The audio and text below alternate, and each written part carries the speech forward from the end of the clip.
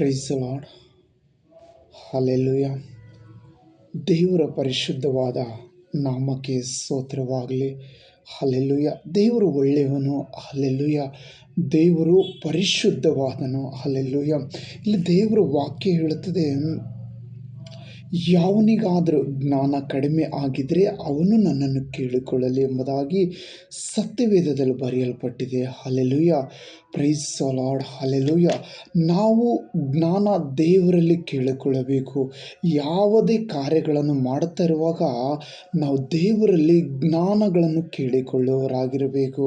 Price the Lord. Hallelujah.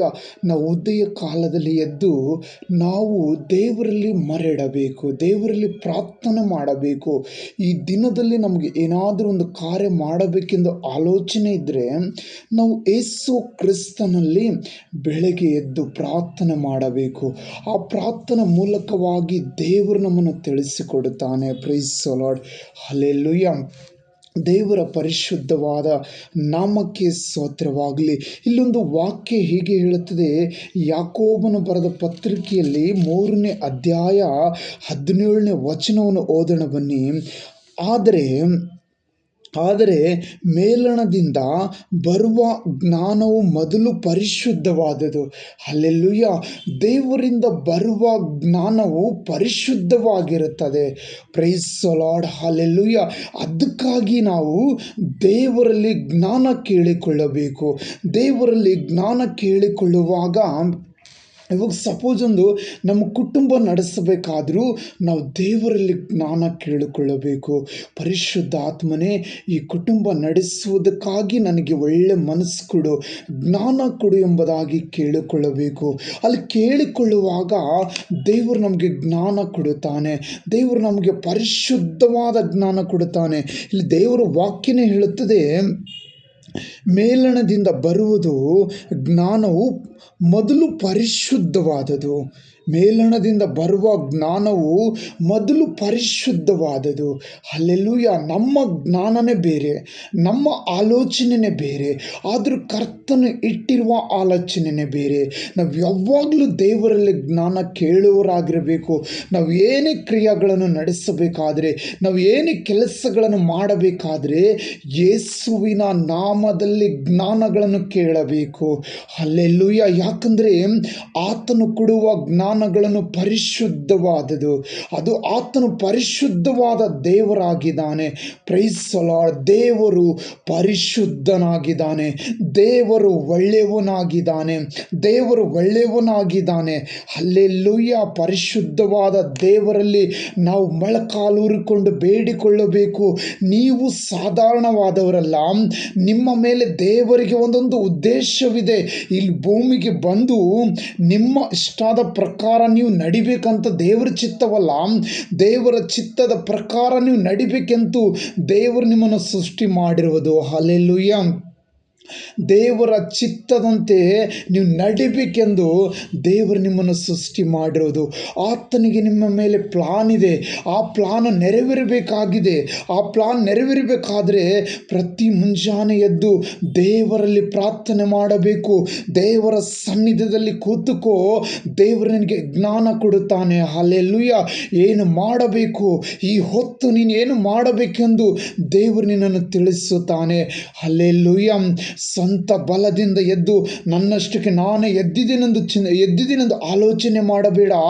ದೇವರು ಇಡೀ ರಾತ್ರಿಯೆಲ್ಲ ನೀನು ಮಲಗುತ್ತಾ ಇದ್ದಿ, ಆದರೆ ದೇವರು ನಿನ್ನ ಪಕ್ಷದಲ್ಲಿ ಕುಂತಿದ್ದಾನೆ. ವಾಕ್ಯದಲ್ಲಿ ಬರೆಯಲ್ಪಟ್ಟಿದೆ, ನೀನು ಕಾಯುವುದರಿಂದ ನಾನು ಮಲಗಿಕೊಂಡು ನಿದ್ರೆ ಮಾಡಿ ಸುಖವಾಗಿ ಎಚ್ಚರಗೊಂಡಿನೆಂದು ಕೀರ್ತನೆಗಾರರು ಹೇಳುತ್ತಾನೆ. ಹಲ್ಲೆಲೂಯ. ನಾವು ಎದ್ದಿರುವುದು ದೇವರ ಕೃಪೆ. ಈ ಉದಯ ಕಾಲ, ಈ ಹೊಸ ದಿನ, ಹೊಸ ಬೆಳಕು ನೋಡಿರುವುದು ದೇವರ ಕೃಪೆ. ಹಲ್ಲೆಲೂಯ. ಈ ಕೃಪೆಗಾಗಿ ದೇವರನ್ನು ಸ್ತುತಿ ಮಾಡು. ಬೆಳಗ್ಗೆ ಎದ್ದು ಪರಿಶುದ್ಧ ಆತ್ಮನೇ, ನಾನು ಮಲಗಿಕೊಂಡು ನಿದ್ರೆ ಮಾಡಿ ಸುಖವಾಗಿ ಎಚ್ಚರಗೊಂಡಿದ್ದೇನೆಂದು ನೀನು ದೇವರಿಗೆ ಸ್ತುತಿ ಮಾಡು. Hallelujah, hallelujah. ಮುಂದೆ ಈ ದಿನದಲ್ಲಿ ಏನು ಮಾಡಬೇಕು, ಯಾರನ್ನು ನೀನು ಹೋಗಿ ಸುವಾರ್ತೆ ಸಾರಬೇಕು, ಯಾರನ್ನು ನೀನು ಹೋಗಿ ಯಾರ ಬಳಿಗೆ ಹೋಗಿ ನೀನು ಸಹಾಯ ಮಾಡಬೇಕು, ಅದನ್ನೆಲ್ಲ ದೇವರು ನಿನ್ನನ್ನು ತಿಳಿಸುತ್ತಾನೆ. ಹಲ್ಲೆಲೂಯ. ನೀನು ಸಾಧಾರಣವಾದವನ ಮಗನಲ್ಲ, ನೀನು ರಾಜಾದಿ ರಾಜನ ಮಗನು, ನೀನು ರಾಜಾದಿ ರಾಜಳ ಮಗಳು. ಹಲ್ಲೆಲೂಯ. ದೇವರು ನಿನ್ನ ಸಂಗಡಿದಾನೆ. ದೇವರಿಗೆ ನಿನ್ನ ಮೇಲೆ ಒಂದು ಪ್ಲಾನ್ ಇದೆ. ಆ ಪ್ಲಾನ್ ದೇವರು ನೆರವೇರಿಸಬೇಕೆಂದು ನೋಡುತ್ತಾ ಇದ್ದಾನೆ. ಹಲ್ಲೆಲೂಯ. ನೀನು ದೇವರ ಬಳಿಗೆ ಬಾ. ಇದುವರೆಗೂ ಪ್ರಾರ್ಥನೆ ಮಾಡದೇ ಇದ್ದಿದ್ರೆ ನೀನು ಬೆಳಗ್ಗೆ ಎದ್ದು ಪ್ರಾರ್ಥನೆ ಮಾಡು. ಆ ಪ್ರಾರ್ಥನೆಯಲ್ಲಿ ದೇವರು ನಿನ್ನ ಸಂಗಡ ಮಾತಾಡುತ್ತಾನೆ. Price the lord. ಆ ದೇವರು ನಿನಗೆ ಪರಿಶುದ್ಧವಾದ ಜ್ಞಾನ ಕೊಡುತ್ತಾನೆ. ಈ ಲೋಕದಲ್ಲಿ ಕೊಡುವ ಜ್ಞಾನನೇ ಬೇರೆ, ಪರಿಶುದ್ಧವಾದದು ಪರಲೋಕದಿಂದ ಬರುವ ಜ್ಞಾನನೇ ಬೇರೆ. ಹಲ್ಲೆಲೂಯ.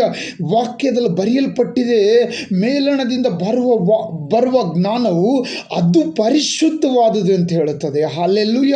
ಈ ಲೋಕದಲ್ಲಿ ಇರುವಂಥ ಗ್ರಂಥದಲ್ಲಿ ಇರುವಂಥ ಬುಕ್ಗಳಲ್ಲಿ ಯಾವ ಬುಕ್ಗಳಲ್ಲಿ ಇದು ಪರಿಶುದ್ಧವಾದ ಜ್ಞಾನ ಅಂತ ಹೇಳಲಿಲ್ಲ.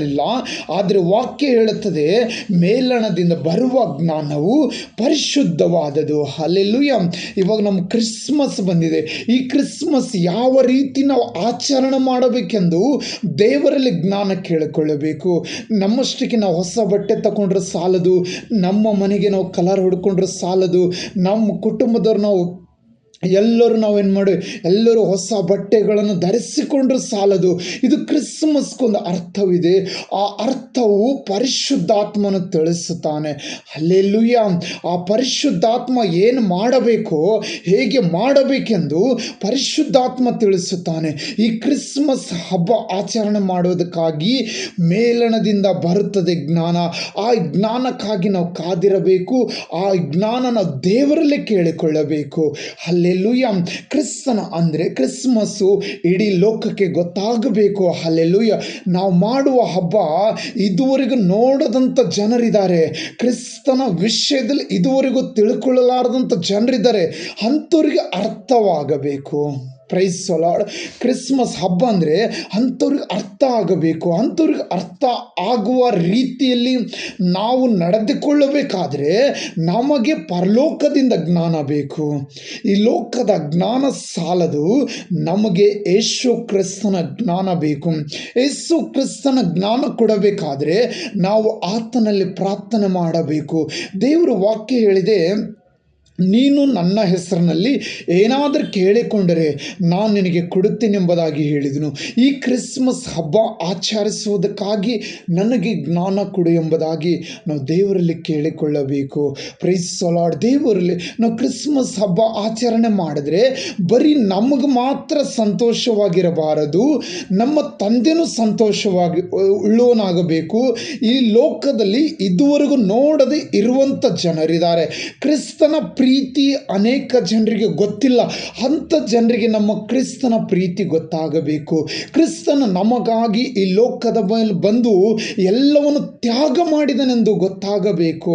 ಹಲ್ಲೆಲೂಯ. ಅದು ಗೊತ್ತಾಗಬೇಕಾದರೆ ನಾವು ಯಾವ ರೀತಿ ನಡೆದುಕೊಳ್ಳಬೇಕೋ ಆ ರೀತಿ ನಡೆದುಕೊಳ್ಳುವುದಕ್ಕಾಗಿ ನೀನು ನನಗೆ ಸಹಾಯ ಮಾಡು ಪರಿಶುದ್ಧಾತ್ಮನೆಂದು ದೇವರಲ್ಲಿ ಕೇಳಿಕೊಳ್ಳಬೇಕು.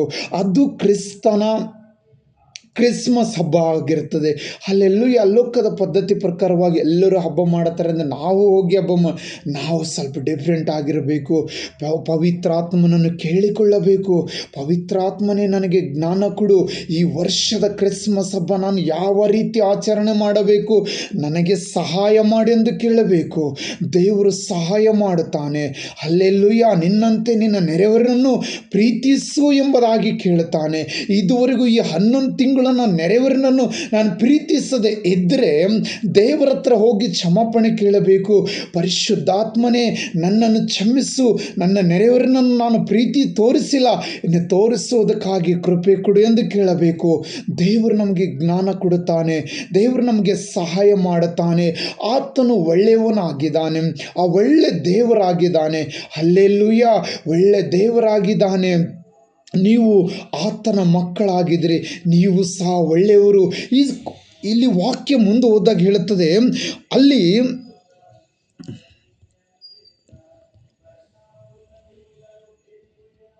ಸಮಾಧಾನಕರವಾದದ್ದು, ಜ್ಞಾನ ಉಳ್ಳೋದು, ಸಂತೋಷವಾಗಿ ಒಪ್ಪಿಕೊಳ್ಳೋದೆಂದು, ಕರುಣೆ ಮಂತ್ರದ ಒಳ್ಳೆಯ ಫಲಗಳಿಂದ ತುಂಬಿರುವುದೆಂದು ಆಗಿದೆ. ಅದರಲ್ಲಿ ಚಂಚಲವೂ ಕಪಟತನವೂ ಇಲ್ಲ. ಅದರಲ್ಲಿ ಚಂಚಲವೂ ಕಪಟತನವೂ ಇರುವುದಿಲ್ಲ ಎಂದು ಹೇಳುತ್ತಾನೆ. ಪರಲೋಕದಿಂದ ಬರುವ ಆ ಜ್ಞಾನದಲ್ಲಿ ಚಂಚಲವೂ ಕಪಟತನವೂ ಇಲ್ಲ. ಸಮಾಧಾನ ಪಡಿಸುವವರು ಸಮಾಧಾನವೆಂಬ ಬೀಜವನ್ನು ಬಿತ್ತಿ ನೀತಿ ಎಂಬ ಫಲವನ್ನು ಕೊಯ್ಯುವರು. Praise the Lord. ಹಲ್ಲೆಲೂಯಾ. ಅದರಲ್ಲಿ ಕಪಟತನ ಇರುವುದಿಲ್ಲ. ಪರಲೋಕದಿಂದ ಬರುವ ಜ್ಞಾನದಲ್ಲಿ ಕಪಟತನ ಇರುವುದಿಲ್ಲ, ಚಂಚಲತನ ಇರುವುದಿಲ್ಲ, ಜಗಳದ ಆತ್ಮ ಇರುವುದಿಲ್ಲ.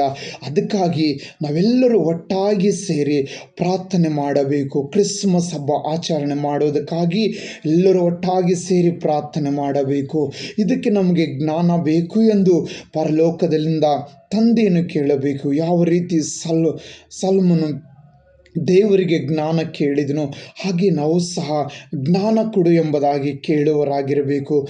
ದೇವರು ನಮ್ಮನ್ನು ಆಶೀರ್ವಾದ ಮಾಡುತ್ತಾನೆ. Price the Lord. ಹಲ್ಲೆಲೂಯಾ. ಹೆಚ್ಚಾಗಿ ಪ್ರಾರ್ಥನೆ ಮಾಡಿರಿ. ಪ್ರಾರ್ಥನೆ ಅಂದರೆ ಯಾವ ರೀತಿ ನೀವು ತಂದೆ ತಾಯಿಗಳನ್ನು ಲೋಕದಲ್ಲಿರೋನಿಗೆ ಮಾತಾಡ್ತಿರೋ, ಫೋನ್ ಮುಖಾಂತರ ಮಾತಾಡ್ತೀರಿ, ಅಥವಾ ಅವರನ್ನು ಹೋಗಿ ಭೇಟಿ ಮಾಡಿ ಮಾತಾಡ್ತಿರೋ, ಹಾಗೆ ಪರಲೋಕದಾಗಿರುವ ತಂದೆ ಸಂಗಡ ನೀವು ಮಾತಾಡಬೇಕಾದ್ರೆ ನೀವು ಪ್ರಾರ್ಥನೆ ಮಾಡಬೇಕು.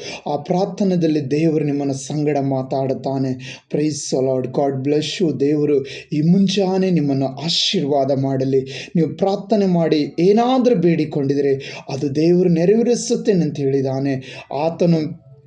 ಆತನು ಮಾತು ಕೊಟ್ಟು ಹಿಂಜಾರುವ ಆತನಲ್ಲ. ನಿಮ್ಮ ಅಗತ್ಯಗಳನ್ನು ದೇವರು ಪೂರೈಸುತ್ತಾನೆ. ಪ್ರಾರ್ಥನೆ ಮಾಡಿ ದೇವರಲ್ಲಿ ಕೇಳಿಕೊಳ್ಳಿರಿ. ಆಮೇನ್. God bless you. ದೇವರು ನಿಮ್ಮನ್ನು ಈ ದಿನವೆಲ್ಲ ಆಶೀರ್ವಾದ ಮಾಡಲೆಂದು ಯೇಸುವಿನ ನಾಮದಲ್ಲಿ ನಾನು ಬೇಡಿಕೊಳ್ಳುತ್ತೇನೆ ಸ್ವಾಮಿ. ಆಮೇನ್. Praise the Lord. ಎಲ್ಲರಿಗೆ ಗಾಡ್ ಬ್ಲೆಸ್ ಯು.